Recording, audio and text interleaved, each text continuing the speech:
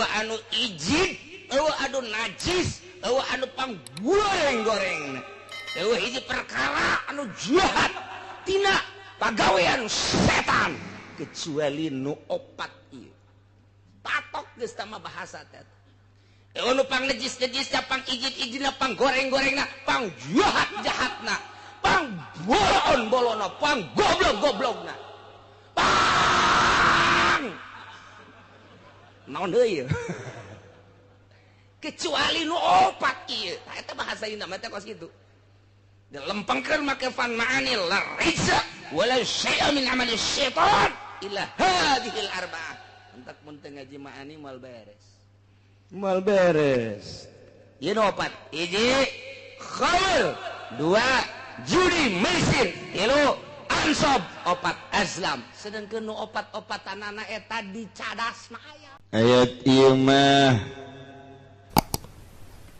ayat anu neruskeun tina ayat anu tadi ya ayyuhalladzina amanu innamal khamru wal maisir wal ansabu wal azlam rijsum min amalis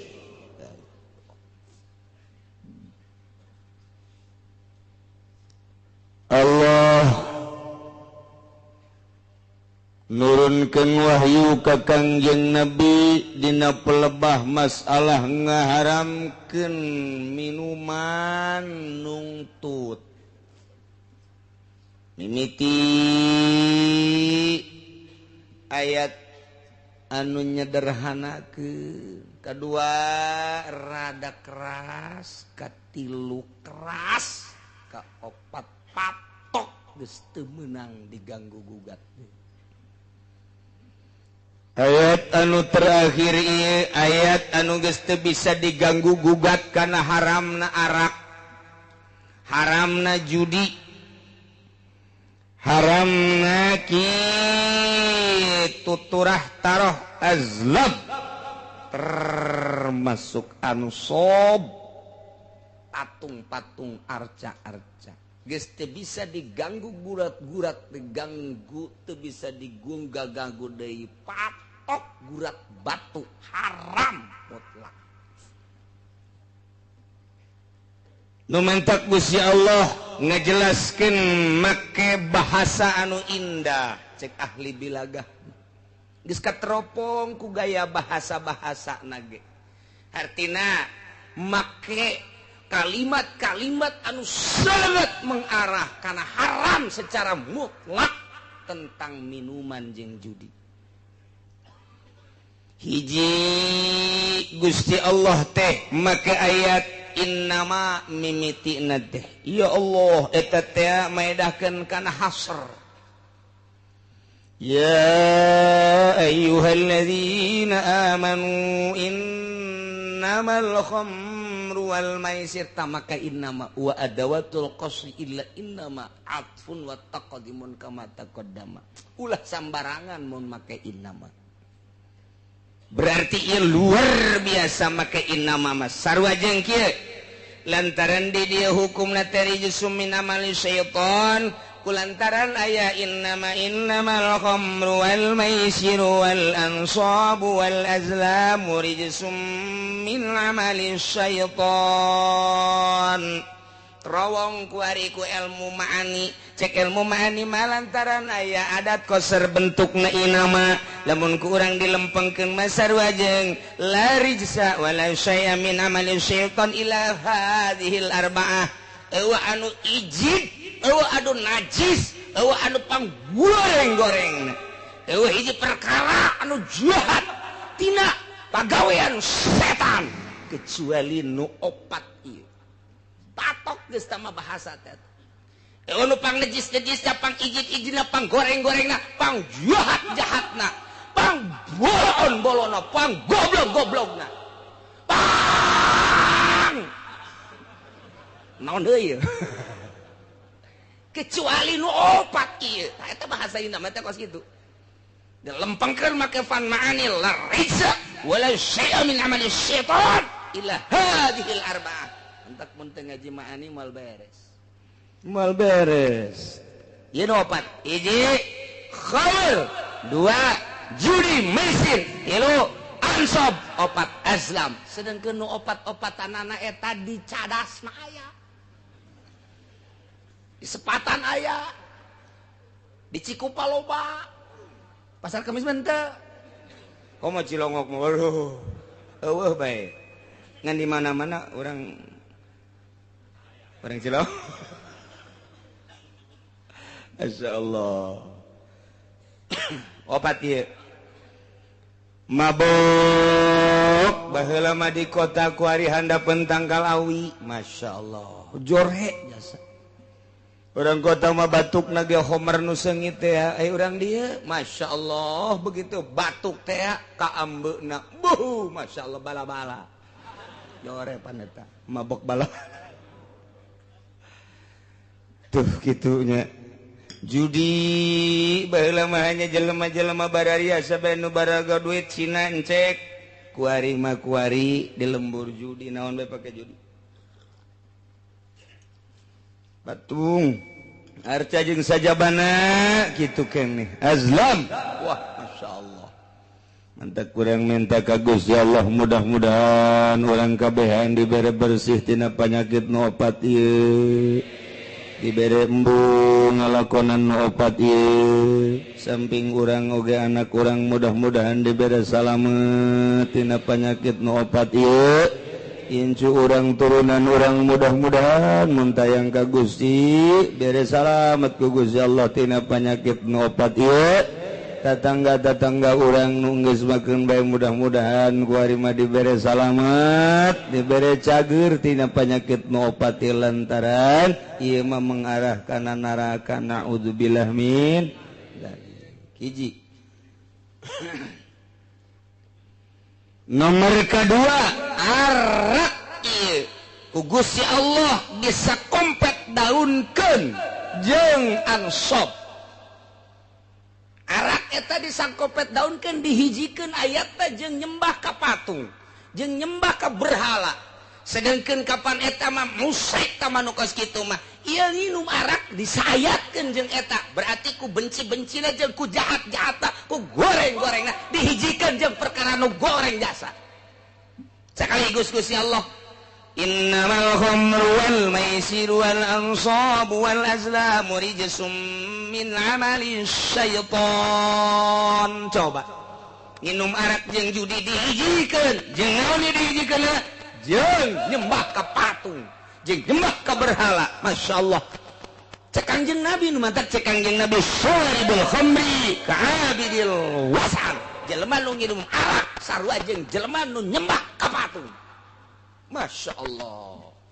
eta teh kunaon eta ku gede-gedena dosa nginum arak dihijikeun beda ayatna ge disakompet daunkeun ku Gusti Allah innamal khamru wal maisir wal ansab wal azam raisun mantap cek Kangjeng Nabi syaribul khamri ka abidil wasan jelema nu nginum arak sarua jeung nyembah ka patung di lembur urang nu nginum bir loba jasa nginum menzen loba jasa vodka macem-macem ya Allah ya Rabbi na'udzubillah min nomor katiluna Gusti Allah teh atuh ngitah ngajauhan ku bahasa fajtanibu innamal khamru wal maisiru wal ansabu wal azlamu rijsum min amali syaitani fajtanibu eta bahasa pajtanibuh teh lamun urang ngaji usul fikih mah eta teh nu kos kitu ngaranna amr sedengkeun al amru ma idza utliqa in sarafatan sariful lil wujub berarti di dieu teh aya amr nu maedakeun kana wujub amrun bil ijtinab berarti di dieu teh zahirna amr teh kapan liurut atuh siahay dengekeun ku sia urang Cikupa, urang Pasar Kemis, urang Bojong, urang Belaraja, urang Tangerang, sakumna bae. Allah teh geus ngahukuman kana khamar jeung judi jeung ansab jeung azlam eta teh termasuk raisum min amali syaitan. Atuh pantadibu atuh Gusti jauhan atuh goblok. Sarua jeung kitu. Awas ya mun teu make goblok. Eta eta pantadibu amr hei wajib sia ngajauhan. Namun dibongkar satu kalimat encan ieu teh cara Imam Syafi'i dek ngabongkar hukum teh kitu heula preteli disebutna mufradat geus puguh make ilmu sorof geus puguh make ilmu nahwu kuari ku urang di mufradat make ilmu ma'ani ilmu bayan mufradat teh pretel ke mantekan ke timbul be hukum haram pan eueuh di dina Al-Qur'an mah wa yahrumul khamru jauh wa yahrumul maisir ima bahasana innamal khamru wal maisiru wal ansabu wal azlamu rijsum min amalis syaitan bahasana indah luar biasa pajtanibu jauhan atuh kumaneh kadina ditambahan la'allakum tuflihun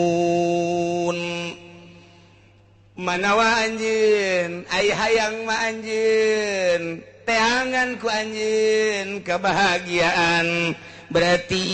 ngajauhan tina arak jeung judi bakal nimbulkeun falah lamun maneh ngajauhan mabok maneh ngajauhan judi maka bakal didinya aya kabahagiaan dibalikeun ku urang lamun ja'lul ijtinab minal falah atu wa idza kanal itimad falah wa idza kanal itinabu falahan atu kanal irtikab khaibatan di mana ngajauhan minuman ngajauhan judi bakal ngajadikeun kebahagiaan dunia jeung akhirat atuh berarti mun ngalakonan bakal jadi kabahayaan di dunia wal gara-gara mabok pisah jeung indungna gara-gara mabok pisah jeung bapana jadi carekan bae ditundung ku bapana si adik mabok bae mabur lain anak aing sia mah anak jurig meureun mun si anak jurig atuh aing ge jurig meureun ibut indung jeung bapak jeung pamajikan ku ari pamajikan aja kalamun bae dicarekan ku abah lah dasarna ge mabok malulu indit lah geus di ditu geus wari mah mana si bae di dieu kawin dia geus papisah mah di laku kawin deui geus henteu ge lah daripada boga salaki kos kitu daya ku pamajikan indit eta gara-gara mabok rugi dunia jeung akhirat mun gugura kuari diomongkeun ti jati ka dieu nu sok mabok bae nu geus teu bogana naon ieu di duniana bae kuari dina bogana ge puyeng bae ulah nyaho jasa ti jati ka dieu bae ulah wakasa Tangerang heureuna jan nyaho jasa jati koroncong kagambar jasa ku mata hate doyong gelam gembor atuh kabayang jasa jelema-jelema na kos karari itu kabeh ge terus ka dieu ka Sukamantri komo Sukamantri mah jawarauh kabeh kagambar ku mata hate ke kebon kalapa kadinya nu sok mabok teh nyaho jasa ulah sangka aing teh nyaho anak Ki Haji tinggal anak Ki Haji guys terus kabelah dia ka Picung ke Pasar Kemis emang aing teh nyararaho jangkung gede jelema nyaho jasa aing ge mararabok nu kunyin aya di dinya nyaho tah eta nu bebeakan bae nyaho nu marah bae nyaho nu ribut bae kuari nyaho nu walah-wah weuleuh bae nyaho sekitar jati datang ka pendek ting Pasar Kemis mah ka ditu tuh ka mana karena ka naon karena kaputat nyaho datang kaputat nyaho emang kiai nyahoan jasa emang kumaha kitu bebeja ka aing jelema-jelemana ulah pajar gaib sia mah mesti pajar gaib bae tuh teu ka kukun nyararaho tuh masyaallah nya sok di hadapan guru hehehe cek anu aing teh nyaweun beureun sia teh tukang mabok nyaho aing kebel-kebel cabok sia ku aing emang wani ya letik mah wani kanu gede henteu ngagantungkeun bahagia nyantelkeun bahagia Gusti Allah make bahasa la'allakum tuflihun bahagia maneh mun ngajauhan mabok jeung judi lamun ngajauhan mabok jeung judi bakal nimbulkeun kebahagiaan dunia jeung akhirat mun ngalakonan rugi dunia jeung akhirat eta kakarak duniana rugi komo di akhirat nama dibeulem dikerebakeun dikulub ke di neraka jahanam alhamdulillahirabbil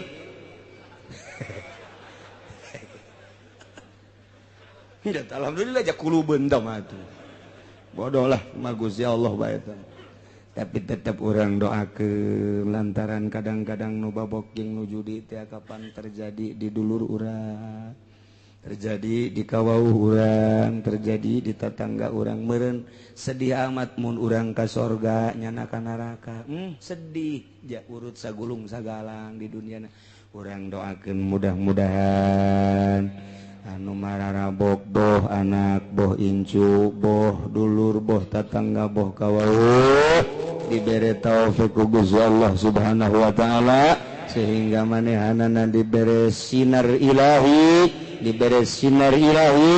nyaho kana bener tobat ninggalkeun kabairna amin ya robbal tambahan deui ku Gusti Allah innama yuridu syaitan wa yuqi'a bainakumul adawata wal baghdha'a fil ghamri wal maisir dek kumaha bagusna atuh judi jeung mabok mah lantaran ku setan dijieunkeun hiji alat setan teh nyieun alat anu paling luar biasa ampuhna babarieun jasa jang nimbulkeun bagdo jeung adawah teu saha asal geus mabok bae teu saha asal geus judi bae ge boro-boro jeung sasaha bapana judi jeung anakna ribut bapa jeung anak gara-gara judi gara-gara mabok ribut anak jeung bapa jeung incur ribut iyalah pagawean jahat luar biasa tambahan deui wa yasuddakum an dzikrillahi wa 'anis shalah mabok teh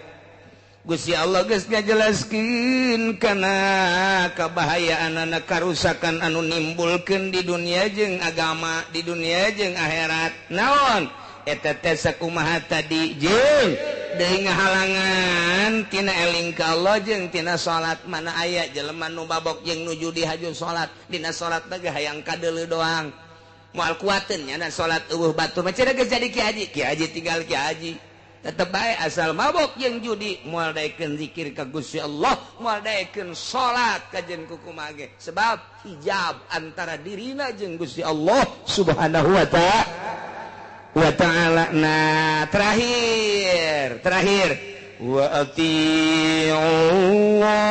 wa atii'ur rasul wahai mukminin sing narurut maraneh kabeh ka Gusti Allah Allah tegas ngainstruksikeun tadi titah ngajauhan mabok jeung judi titah ngajauhan ku Gusti Allah teh kana patung jeung azlam adu nasib teh ku Gusti Allah diinstruksikeun melalui wahyu ka Kangjeng Nabi urang Kangjeng Nabi Muhammad sallallahu alaihi wasallam sok Muhammad Rasul aing nyampaikeun ka sia intina titah nurut ka aing cak Allah wa atii'ullah wa atii'ur rasul tuturkeun rasul lantaran rasul mah ucapanana lainang di dirina la yantiku anil hawa in huwa illa wahyun yuha moal nyarita haram kecuali parentah aing moal nyarita wajib kecuali parentah aing moal nyaritakeun sunah kecuali parentahan aing dek nyampaikeun ka sia teh lantarannya ka sia ngan hese aing teh nyampaikeunana melalui saha ge kecuali melalui rasul diutus ku aing seorang rasul Muhammad ngaranna tuturkeun ku maneh anuti ku maneh perintah Allah awas terutama dina mabok jeung judi jeung patung jeung azlam nu opat tadi na ieu mah dijelaskeun wahdaru cek Gusti Allah hati-hati nurut maneh ka Gusti Allah nurut maneh ka parentahan Rasul Allah tapi wahdaru awas hati-hati kumaha hati-hatiana lamun maneh nurut salamet mun maneh teu nurut bahaya wa in tawallaitum maka lamun maneh mengo mun maneh ngabalieur lamun maneh teu nuturkeun ka perintah Allah teu nuturkeun teu ngajading kana ucapan Kangjeng Rasul perintah-perintah Kangjeng Rasul ku maneh teh fa'lam kanyahokeun ku anjeun annama ala rasulinal balagul mubin Rasul mati kasangkut paut eueuh deui nyana mah ngan sakadar nyampaikeun doang maneh nurut salamet maneh teu nurut bahaya Rasul mah teu aya naon-naon teu aya gantar kakaitan teu aya hubungan nyana mah ngan sakadar dibere kanyaah bae ka umat nyampaikeun ti aing andai kata Rasul teh nita ulah mabok maneh nurut salamet andai kata Rasul nitah ulah mabok mana teu nurut atuh Rasul bah teu kasangkut paut lantaran Rasul mangan sakadar annama ala rasulinal balagul mubin ngan sakadar nyampaikeun Rasulna parantos teu aya tilar di dunia mah disampaikeun ku para sahabat ayat ieu sahabat geus teu aya sampaikan ku tabiin geus teu aya disampaikan ku asbat tabiin tahun 2011 penyampai lidah Kangjeng Nabi di Jakarta loba keneh di Pandeglang loba keneh di Serang Pandeglang di Serang loba keneh saantero dunia nu nyambung lidah ayat ieu loba keneh ngan hanjakal teh kumaha hanjakalna ieu pemerintah teh dirina artinya nu marentahna ieu adalah bener-bener henteu mengamati ayat ieu sehingga nyana teh ngajual ayat kumaha ngajual ayat teh ai dina zahirna mah ngalarang nyana titah mabok di panggung sapeting bisa 2-3 panggung horeng jerona mah ojol ayat eta teh jang meuli meo moal teurak kajen ku kumaha ge aya jelema nu mabok didakwahan ku kiai model kos kitu teuk ceuli datang ka teurak we moal teurak naon sababna lantaran ojol tamah ojol ayat nyana ngaluarkeun ayat susuganan mancing lain mancing supaya menang hidayah tapi nyana mah mancing supaya dapurna ngebul mal beres nu mantak lantaran ojol deuleukeun geus maotna deuleukeun cek Imam Ghazali deuleukeun geus maotna we trek we kiai nu sok dakwah maot misalnya ieu maot aya eueuh nu zarah umat ka dinya ternyata eueuh apakah teu wauheun wauh apakah teu akrab kunaon embung jarah pan nya baheula dakwah abi dakwah lagi dibayar ieu gua ojol teh nya nama dakwah eueuh karasa tapi lamun nyana tilok ojol ku dunya maot Masya Allah nyana pernah datang ka imah aing nasehatan dibere tapi teu maksudna nyana teu maksudna angan kos kitu cek pemuda teh Masya Allah keur aya nyana mah urang teh ku sasalaman ge kana nasehatan ku neuleuna ge kana nasehatan komo lamun geus ngajina kana nasehatan emang teu maksud ojol jeung dunia geus maotna jelema datang ka makomna hadiah ka makomna ziarah ka makomna deuleukeun geus maotna mun biasana ojol jeung dunia pek bae eureun moal aya nu inget teh eta teh rahasia anu luar biasa maksudna Imam Ghazali deuk garitakeun keikhlasan jelema deuleu geus maotna bae nu mantak urang zararah katua ka naon kitu ngaranna ka Maulana Hasanuddin ahli ikhlas urang ngajarahan ka Maulana Yusuf ahli ikhlas urang ngajarahan deui kitu ka mana kana jadi ka Kiai Asnawi ahli ikhlas asal ahli ikhlas jelema ku Allah digiring-giring ditaku saha eta zarah aya nu ngagiring-giring eueuh di lembur urang aya jawara paeh hayang urang jarah ka dinya atuh henteu pancena sok nganasehatan gatunya mah marah aya kiai maot teh henteu dijarahan ku muridna acan muridna ge santrina ge teu jarah-jarah acan sangheuk bawatna teu bisa dibobodo nurani mah kunaon eta baheulana jago mah ngajago ngajina hebat mah hebat ngajina cuman ojol jeung dunia lamun ditanya kunaon sih teu daek jarah henteu lah kunaon emang pan ngadidik sia atuh ngadidik ge bae lah aing sok dipentaan asal aya anu ngaji bae tah murid aing sing ade eta hancengan aing teh sing ade nu nanya masalah baik jadi murid oleh kaum mana sekali nanya sejutanya nyen pondok menta nyen majelis menta ojol teten kos kitu ngaran mal beres nyen kudu nyen majelis manyanana atuh aya masyarakat teh nyen majelis aya nyana meuli apaan sa eta goblok kiai di Singapura kos kitu eta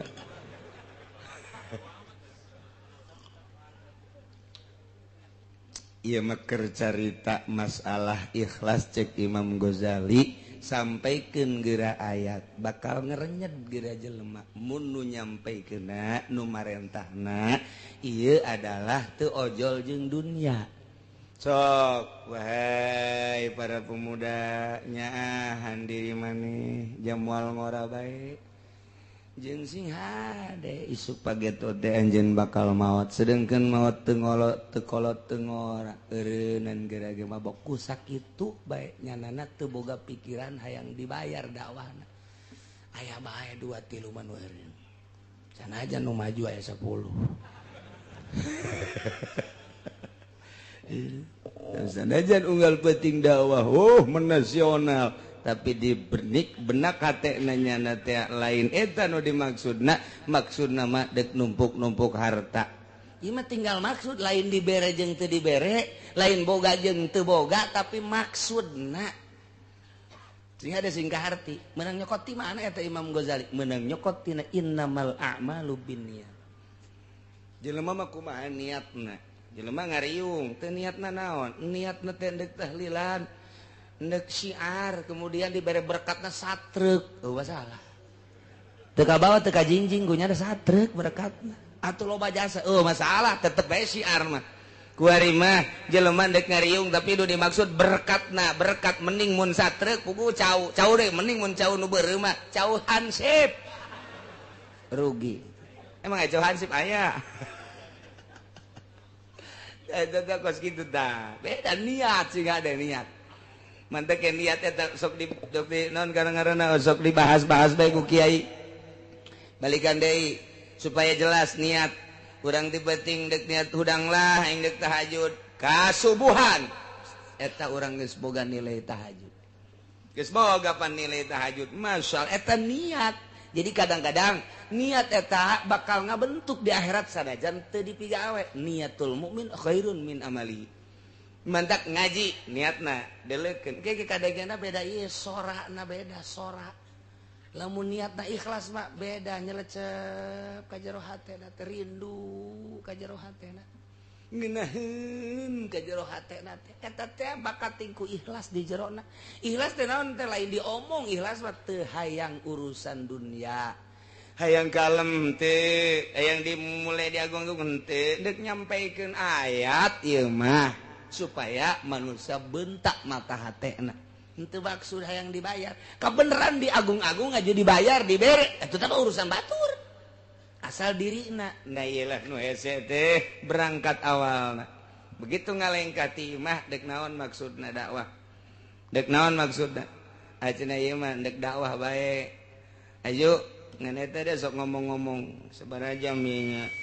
setengah jam bos setengah jam lamun naik kareta mau sedang ka mana ya bayaranna ge gede cabok ya kos gitu mah eta teh ilas eta kos gitu kan eta teh tah piceun mun hayang bener piceun mun hayang bener yeh nyampaikeun ayat ieu disampaikeun di dunia ayat ieu disampaikeun mabok makin menjadi-jadi kese luar biasa nah ye diakhiri ayat nu tadi teh ku ati Allah wa ati Rasul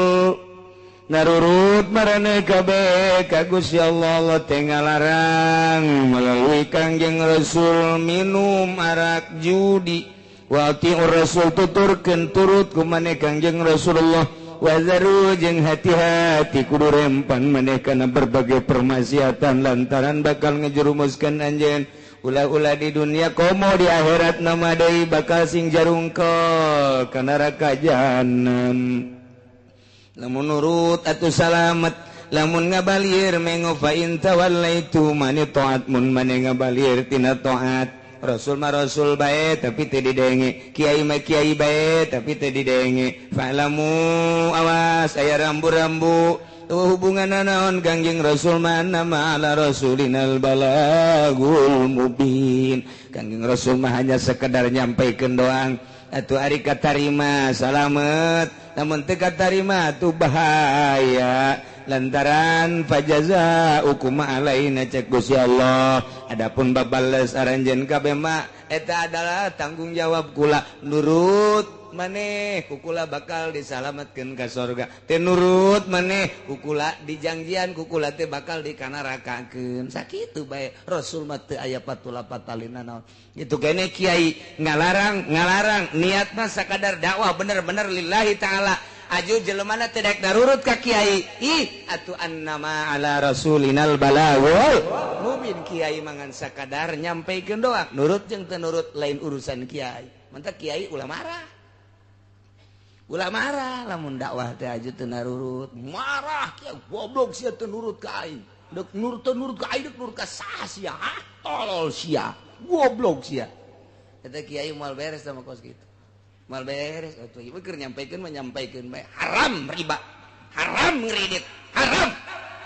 trak teh isuk-isuk datang Assalamualaikum enon ya ampura kiai kunaon aduh doakeun kula bulan kemarin itu bisa bayar kreditan hareup mudah-mudahan boga cek hate ai kamari aing nyampaikeun haram kuari minta doa ka aing aing teh sieun nu kabalinger sebenarnya Deres kene tama kos gitu deres kene deres anu kieu Waalaikum cerik oh nyabikang di mana di mana oh udah deket cenah didinya enak aduh cenah daripada ditarik deui ku dealer mau nginjem duit ja iya aduh boga salah kita henteu si budak mun teu onam artina itu depan Masya Allah gula ngajing mengaji baik ke kiai ngadenge bae aja imang nginjem duit bae jangan bayar kreditan innalillahi wa inna ilaihi kudu kumaha tah atuh teh kumaha nyampaikeun nyampaikeun bae ngan can datang ka hatena can dibere hidayah ku Gusti Allah berarti mahal teh anu ngagulak-gilekeun mah anu ngaleungitkeun hijab mah lain kiai lain wali lain Kangjeng Rasul nu mere hidayah mah Gusti Allah Subhanahu wa taala masyaallah timbul pertanyaan-pertanyaan para sahabat urang mah alhamdulillah cek para sahabat teh kazamanan karena ayat innamal khamru wal maisir sehingga orang sadar nu tadina osok mabok eureun tadina sok judi eureun tadina nyembah ka patung areureun tadina dunus nasib ngundi nasib baju areureun ku ari mah kulantaran urang nyaho kana haramna ngan ieu we ayeuna mah fakaifa bi ikhwanina alladzina matu wa hum yashrabunal khamra yakuluna malal maisir eta dulur urang tetangga urang nu kamari ieu mararabok kamari ieu jararu diaju ku ari parae eta kumaha kamari ieu meme diharamkeun nyana mabok aju paeh nyana judi duitna pake dahar dirina pamajikan jeung anak paeh eta kumaha nya ai urang mah kuari geus areureun ieu jageus jaho ieu kana haramna ai eta bapa urang emang urang uwa urang kawau urang anu baheulana mararabok paeh kumaha eta iman mah iman ka Gusti Allah tapi can turun ayat saklek haramna arak nyana kaburu paeh kumaha nya eta jol be ayat ieu laisa 'alal ladzina amanu wa 'amilus solihati junahun fima ta'imu إذا ما اتقوا وآمنوا وعملوا الصالحات ثم اتقوا وآسنوا والله يحب المحسنين cek Gusti Allah laisa 'alal ladzina amanu wallahu alam bimuradi teu aya tetep ka jelema nu ariman ngimankeun geus amilus solihati bahkan beramal soleh junahun dosa teu kadosaan fima taimu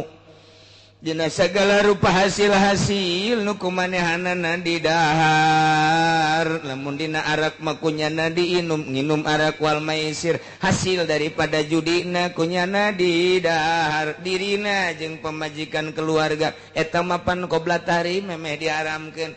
artina jelema nu baraheula iman ka Gusti Allah jeung Rasulna bahkan nyana ngamal soleh ngan encan turun ayat kasaklekan haramna diharamkeun nginum arak jeung judi kemudian nyana kaburu maot cek Gusti Allah laisa junahun teu dosa alal ladzina amanu wa amilus solihat bagi jelema nu ariman terus amal soleh fima taimu dina naon nu kunyana nu diinum arak diinum hasil judi kunyana didahar asal idza mattaqaw wa amanu wa amilus sholihat di mana aranjeuna takwa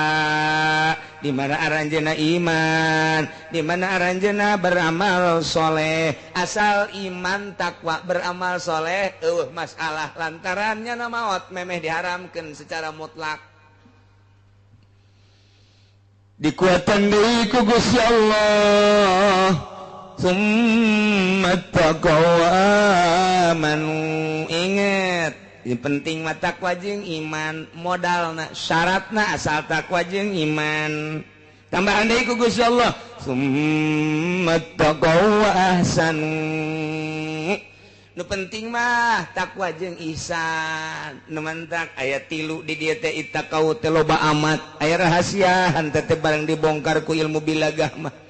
nomor kahiji aya idza mattaqau wa amanu wa amilus sholihat nomor kadua summa taqau wa amanu nomor katilu summa taqau wa ahsanu aya 3 ittaqauna loba amat atuh cukup bae hiji ittaqau anu awal mah eta adalah jang pribadina ittaqau nu kadua mah jang pribadi jeung halayak rame ittaqau nu katilu mah jang dirina halayak rame jeung ngalaksanakeun ihsan nu mantak aya iman aya Islam aya ihsan aya syariat aya tarekat aya hakikat selalu kitu bae dina Al-Qur'an teh nu mantak di dieu ge aya 3 ittaqauna ittaqau nu pertama ittaqau iman ittaqau nu kadua ittaqau Islam ittaqau anu katilu ittaqau ihsan nu mantak ittaqau nu pertama ittaqau syariat ittaqau nu kadua ittaqau tarekat ittaqau nu katilu ittaqau hakikat mantak ge ieu aya ihsan terakhir mah ihsan hakikat ye summa taqaw ahsanu ngan kabelah dieuna istimewa Gusti Allah wallahu yuhibbul muhsinin Allahumma mika cinta jeung mika resepna teh ka jelema anu nyieun ihsan berarti anu ittaqau binafsihi masa kadar takwa jeung iman jang dirina masih diproses engke di akhiratna nomor kadua ittaqau anu kadua jang bigoirihi jang bisa merean ka batur nyaritakeun ka batur tapi dirina mancan ihsan masih diproses ku Gusti Allah anu henteu diproses mah anu meunang mika dikit cinta Allah ia adalah jelema anu ittaqa amal soleh iman termasuk ihsan ialah wallahu yuhibbul muhsinin nu kumaha ihsan ihsan anta budak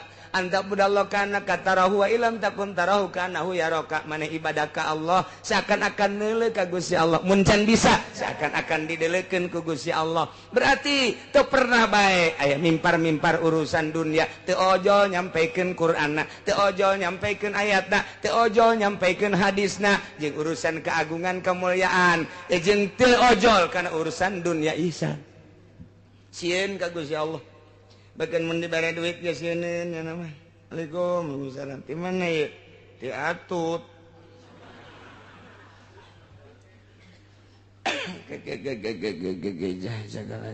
Ai butuh ieu ka duit teh.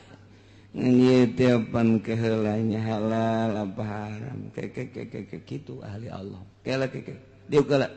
Sabaraha duit?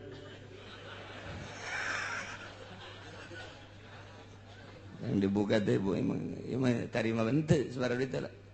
barang dibuka teh 1 juta lah letik 1 juta mun 5 juta mah bejakeun ka atut daek 1 juta mambung panai 5 daek kagok ka neraka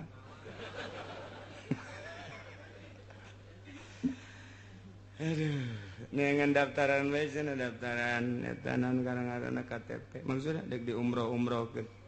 ini umroh jadi ganjaran apa henteu?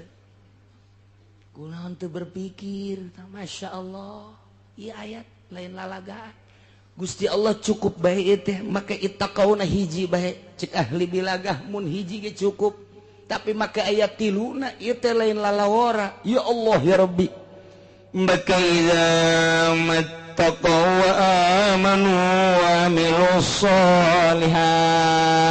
hiji mereka 2 summat taqaw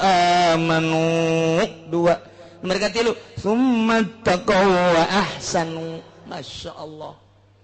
tilu ita kau nage hati-hati sing rempan maneh awas hati-hati karena berbagai paharaman jeung permaksiatan imankeun ku anjeun beramal anjeun kana amal anu soleh hiji berarti syariat tambahan deui ku Gusti Allah summa taqaw wa amanu mentaka dieu nage make tafsiran Imam Jalal teh sabatu ana taqwa wal iman di jerona teh geus tetep takwa jeung iman ngan kuari ngalaksanakeun nya nante akana intisari takwa jeung iman torekat ngaranna suluk disebut berangkat kuari mah lain sakadar iman tetapi nyana berangkat hate teh supaya bener-bener deket jeung Gusti Allah. Supaya datang ke mana ya? Supaya datang diri nate ka Gusti Allah. Emang Gusti Allah bisa ditempuh jalan mana? Bisa ente naik kereta, bisa ente naik kapal atau naik Apollo. Oh, otak nancan datang eta budak. Gusti Allah mah di mana-mana aya. Tapi lain berarti eta Gusti Allah. Kumaha tuh ngaji nu mantap ge. Jangan ngaji terus bae atuh otakna pendek jasa sia mah. Campur jeung naon wayah ngaji wayah datang ke imam nonton TV melulu HP bae meuli nu anyar deui oh budak 3G HP nage geus mending mun ngarakene aki-aki geus bau kuburan mamawa HP keneh bae ya Allah ya Rabbi tak aki-aki buang ka warah jas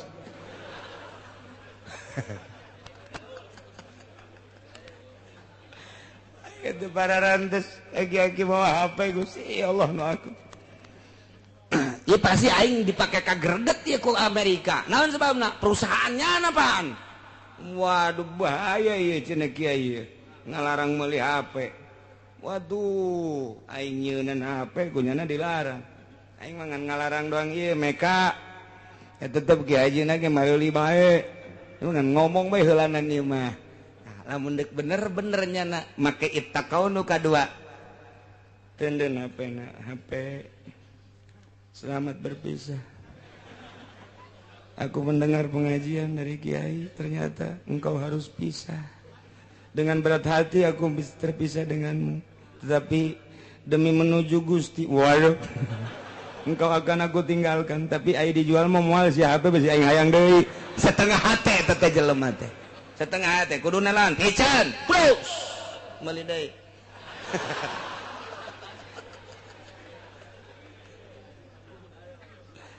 lain lalagaan ibadah teh nu mantak urang eueuh ngeunah kumaha ilmu fatul muin mah aya ilmu jamul jawame mah aya ilmu tafsir mah aya kok eueuh ngerenyet cenah ibadah eueuh ngeunah asal eueuh ngeunah bae ge kadeuleu jelema mah sinarna eueuh emang kumaha gitu lamun aya jelema nikmat ibadah ngan nyaritakeun nikmat ibadah mah teh mah geus rahasia bae hese nyaritakeunana ngan beda engke sinarna boro-boro deuk nanaon tah pepegatan jeung HP bae ge sakitu hese aing mah geus kolot umur 60 tahun ku batur di ustad-ustad jeung di kiai-kiai lah HP aing isin aing geus aing mah moal kuari mah HP teu boga nonton TV bae. Atuh ieu bagi berat penyakit. Bagi parah ieu mah impus ieu mah kiai kos kieu mah. Geus teh TV geus sia mangpaat aing neuleuhan sia bae ti baheula teh ngan saukur berita bae paling ge anu-anu lah. Film nyanyi geus teh hayang aing mah geus tah dua tang. Coba ge dua bae HP jeung TV. Ieu teh di jero hate diberesihan teu hayang teh mah kos kitu mah lahun walabun teh mah geus aing mah deuk ka Allah bae saminggu bae ngerenyet bakalna hayang meuli deui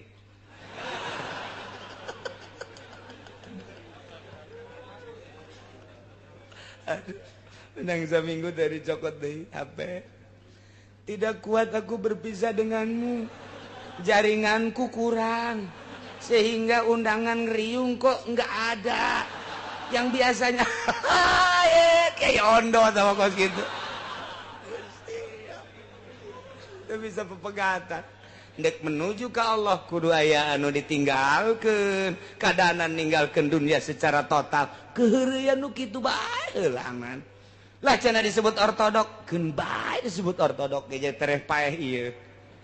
daripada disebut modern haju paeh modern kabawa ka ditu hanas ibadah teu ngeunah pikir tak ku otak ya Allah ya Rabbi ye endek naon ye ieu mah keur carita summat taqaw wa amanu tingkatan kedua tingkatan kahiji mah eta tadi engke aya proses keneh bae Allah teh ieu tilu teh aya rahasiahan ngan saeutik we dijelaskeun ku Imam Jalal teh coba deuleu tafsiran di kitab-kitab lain tentang ayat ieu Masya Allah teu sembarangan Allah nenden tilu takror teh tapi takrorna teh takror teh budak balik takau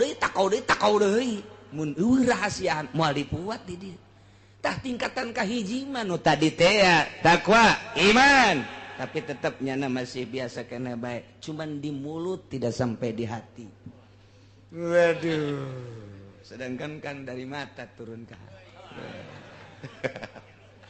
sia ngarora keneh mah kitu aku hari mah teh geus beres ta eta mah geus tah wa summat taqaw wa aman pelaksanaan ieu teh duh anu kamari teh maharim dilaksanakeun ku ari mah geus menuju ka Gusti Allah lah tah dibere duit ge ieu teh saha teh anu henteu ente mah rada gede dek leutik ente bae kulam nu lumayan jeung nambahan meuli apaan sa ente aing kajen teu make apaan sa naik angkot aing geus teu bae cek aing teu bawa ka ditu sugan hayang ditamban teh hayang kecuali atutna kawin jeung aing tarekan sakit atuh misalna lain ti atut bae sarwati wahidin ge ulah urang pilih sesuai jeung nurani abeh urang di dunia beres di akhirat henteu dicarekan ku Gusti Allah ieu mah jang santri anu lain santri mah teu nyaho nu hukum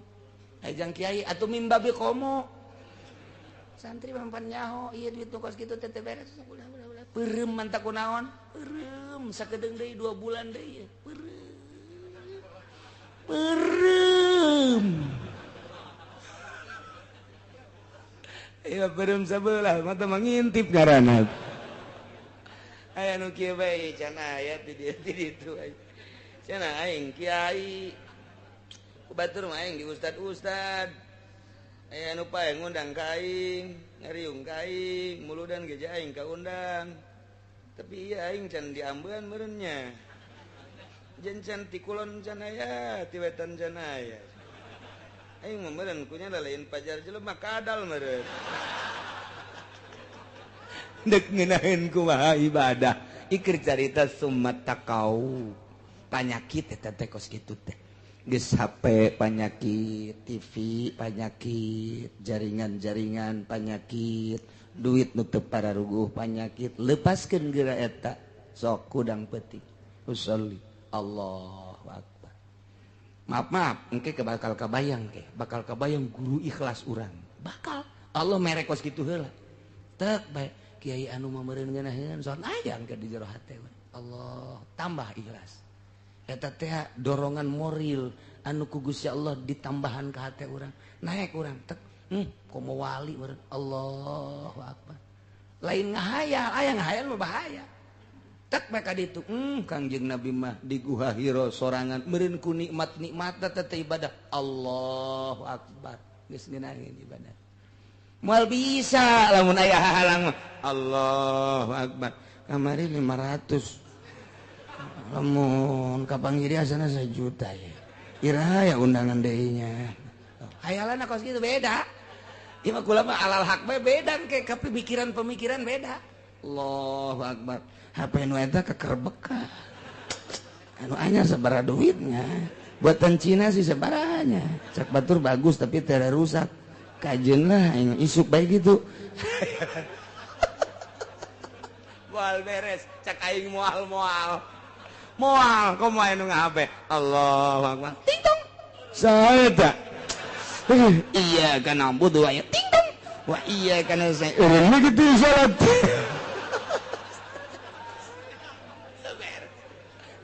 tek ceuli datang ka ikhlas bae ge ieu keur carita urang lalagaan beda engke jeung beat mah dina tarekat lain deui doktrin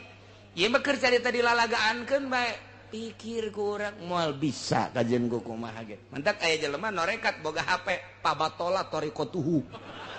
batal kajian teh zikir sabala ribu ti penting boga HP batal cak aing batal deuleu persyaratanana cenah saya teh wah ali torekat hebat batal ieu mah teu saha-teu saha cenah nya mah udang-udangna ge gede geus muka hasapah oh bohong dulu syarat daya 40 persyaratan Masya Allah lain haram ente apa ba tipi ente haram jatiahna jatuh nejis teu naon teh makos gitu mah tapi bagi nu norekat teu meunang teu meunang badak amun aya kiai hebat sorbana ge ngangsar ka handap tapi make kene HP geus ieu mah syariat kene ieu mah bangsa nu pidatona hayang duit ieu mah nu gos kieu mah ini kabaca ieu mah kabaca keur carita nomor kedua summat taqwa aman lain lalagaan nomor katilu mah geus jadi summat taqwa ahsanu sieun ka paharaman sieun ka permaksiatan khususna nu opat tadi umumna kuliah ing paharaman kemudian manehanana teh geus ngalaksanakeun perjalanan nu tadi teh kuari mah geus asa deukeut jasa jeung Gusti Allah pan urang teh diangkat jadi wali karas mentak dipertanyakeun jelema sih jadi wali karasa apa teh karasa jadi wali teh aya nu henteu ngarasakeun eta keur nutup-nutupan karasa mana karasana asa eueuh dunia teh nu aya ngan Allah doang geus nyana teh engke asa kaduhung hirup nu kamari ieu duh aing eta Imam Ghazali caritakeun kos kitu Imam Ghazali geus diangkat jadi hujatul Islam tapi can jadi wali begitu trek jadi wali eta nu kamari magahan ngaji teh eta mah dosa aing magahan ngaji aing ngarang eta teh dosa aing dosanya na kos kitu teh eta ngarasa dosa sebab orang teu ngeunah tah ibadah kos ketika nah ini ieu we ibadah nu bener mah ieu cekena tuh ya Allah ku ngeunaheun ibadah teh geus teu boga pikiran naon iyalah summat taqwa sanu sedengkeun ka dieuna Gusti Allah wallahu yuhibbul muhsinin lain leutik-leutik ayat ieu teh mantap ge masyaallah hiji ku Gusti Allah dihampura dosa-dosa jelema anu baheula nginum arak Hajung ngimankeun jeung amal soleh lantarannya nginumna teh meme diharamkeun secara mutlak kakarak aba-aba doang aju kaburu maut kitu kenehnya na barang dahar tina hasil judi eta ge sami bae dihampura lantaran can turun ayat secara mutlak berarti luar biasa Gusti Allah mah ari encan datang ayat mah tetep bae dihampura kos urang ibadah aju teu nyaho dihampura bae mantak ibadah mah makin bodoh makin gampang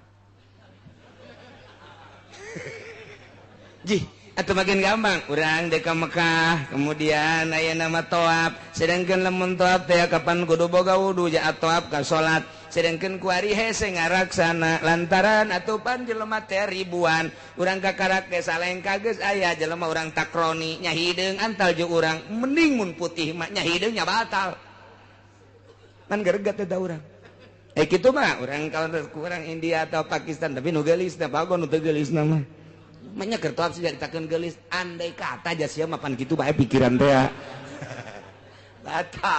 batal kumaha atuh ji atuh taklid ke mazhab Hanafi mantak naon ja mazhab Hanafi mah teu batal mun antel kulit jeung awewe aju taklidna di mana ieu ti wuduna keneh apa ti toapna tergantung jelemana lamun santri ustad kiai taklidna ieu adalah ti wuduna lamun jelema teu mondok kuari ka Mekah titah taklid ti wuduna ge teu bisaeun bingung nya geus begitu wudu sampai engke bae tah dina toapna abdi taklid ka mazhab Hanafi nu cek mazhab Hanafi mah antel kulit awewe jeung lalaki teu batal geus bae wuduna Syafi'i tapi nyana toapna toap make Hanafi jang nu bodoh mah atuh sanajan didedet ge emang bodoh entar cek Kangjeng Nabi al-amila madhabalah nu bodoh mah teu bogaeun madhab sebenarnya mah geus asal salat bae habek geus lah mentak beuki bodoh beuki babari kos solusia geus gitu kira carita ulah ngahesekeun ka nu bodoh mah iya tuh nu bodoh dihesekeun memaldaikeun salat aya nini bala ka abah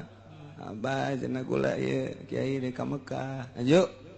atuh jaya mah ka Mekah jangan teu bisa babacaan teu kudu babacaan nu bisa bae naon nu bisa mah jakul ge balelol cek nya teh zaman baheula ieu jeung kula mah lah cenah maca kulu ge ulah maca kulu salawat beje nu baca salawat ge teu kudu babacaan teu kudu babacaan babari meunang kiai teu kudu babacaan teu kudu eta cerita tetangga mah babacaan wah temen bodoh nyana asa pinter banda aduh nyana dakwah di ditu cok kidamiati ge teu meunang babacaan ngunaheun jaka kidamiati mah aing ngaji manasik gitu mah hese jasa jaka kidamiati mah teu kudu babacaan cek nyana ge ngunaheun hebat banda atuh tita babacaan kumaha boro-boro doa manasik kulhu ge balelol aduh ulah ka Mekah burung atuh jang sanyanaeun mah asal ka ditu bae muter milu muter saing milu saing geus kucing-kucingan los entek abah-abah babari bae masyaallah ngeunaheun sarua jeung Ki Bustomi mun nanya masalah teh babari bae teh Ki Bustomi ge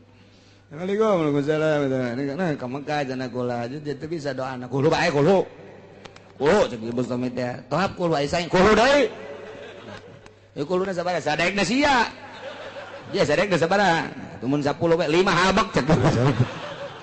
sarua ta abong saguru berenana di dia jeung Ki Bustomi teh saguru di Ki Prawira atuh kitu bae babari nu mentek ngeunaheun ka Ki Bustomi mah euy cenah 5 bae kulhuna ge eta hartina lainna naon kiai teh ngangeunahkeun bae nu bodoh mah dipaksakeun ge hese bae tuh aju ieu si ustad milu ka nu bodoh atuh ulah bego ustad tuh ustad ti wuduna kene taklidna atuh masyaallah tuh geus beda-beda ke derajatna di masjid teh ieu mah bodoh ieu mah santri ieu mah geus ngaustad ieu mah geus nyai ieu mah geus wali atuh beda-beda ngerendengnya na beda engke tahapanana nganu jelas mah asal menang pangampura Allah subhanahu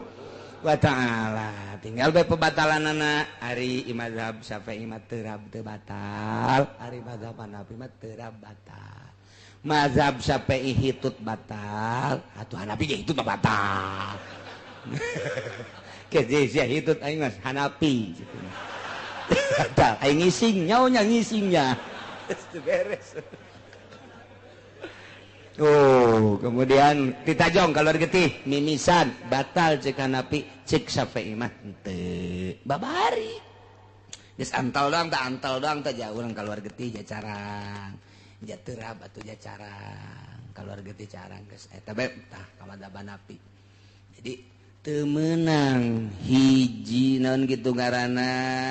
hiji pagawean ku dua mazhab tah eta doang nu teu meunang talpek ngaranna hiji pagawean dua mazhab teu meunang mun hiji pagawean kudu samazhab bae urang pagawean wudu samazhab pagawean toab samazhab teu meunang wudu nya Syafi'i nya Hanafi teu meunang atuh toab nya Syafi'i nya Hanafi teu meunang hiji pagawean dua mazhab teu meunang nu bagusna mah ti wuduna kene wuduna Hanafi toabna Hanafi ke ka salatna ge terus kitu Hanafi saharita mah acenah salat mah henteu mangga masalah tah eta kos kitu nah lamun urang ayeuna dua pagawean teh kumaha cenah teu kahar teh dua mazhab teh kumaha kieu urang ku ari toab ngamazhab ka mazhab Hanafi ai praktek terap taklid aing ka mazhab Syafi'i jadi berarti ya mah taklid ba'da kejadian tuh bae ngeunahna lah cek urang lembur mah sabada kejadian taklid okos kieu tadi da urang kudu Syafi'i aju toab bae Syafi'i keneh barang antel antel Hanafi mah henteu taklid harita jadi sabada jadi karak taklid teu naon jang nu bodoh nu mentak beuki bodoh beuki babari ibadah mah nu mentak urangnya hadena bodoh alhamdulillahirabbil taklid aing ka Hanafi begitu geus taklid dia ka Hanafi ye geus taklid dia ka Hanafi ye urang toab antal jeung awewe teu batal jeung aing mah Hanafi antal teu batal malah mah Noel nya teu batal abong-abong teu batal Noel gelut sia di ditu mulai keur carita doang teu batal terap baca Hanafi batal kan aing ka Syafi'i sampai baca teu batal balik deui aing ka Syafi'i cenah ge kurang taklid sabada kajadian teu naon Syafi'i geus aing lah pokona mah geus Syafi'i tak kuari ieu mah keur carita heulanan keur carita antal je jeung Hanafi jeung awewe Hanafi deui ieu mah budak batal-batalna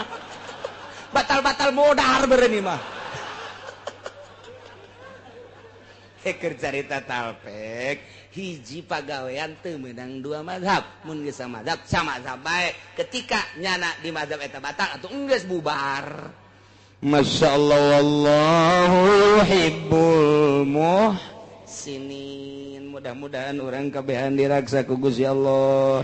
dibere daek takwa ku Gusti Allah dibere sabar ku Gusti Allah diberi ihsan ku Gusti Allah sehingga orang bisa benar-benar ibadah ka Gusti Allah hingga akhir hayat orang husnul khotimah